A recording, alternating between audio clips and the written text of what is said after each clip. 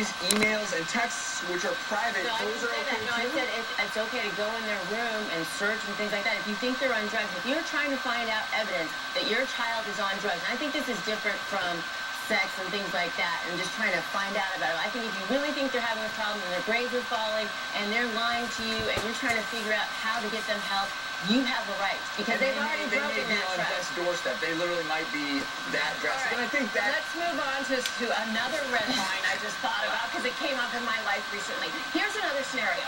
Let's imagine you've got a kid over for dinner. Dinner gets served and they want a second helping.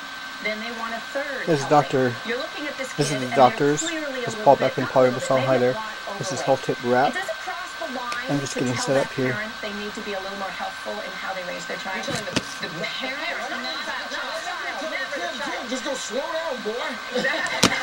That's too many nuggets.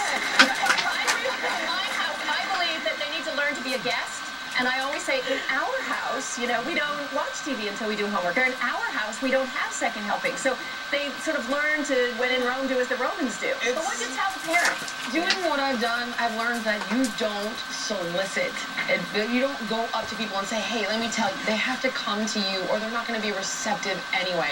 If they come to you and say, what do you think? My child is struggling with this. What should I do? Then they're receptive and then the advice is welcome. But I think the parent's going to tell you where to stick it. Especially, it depends say. how well you know the parent, and if both kids are eating a little too much, then I think it makes sense that the parents get together and go, you know what, they spend a lot of time together, and I think their eating habits could be a lot better. Why don't we show a better example? Put an entry in your diary about how much you want to tell your friend.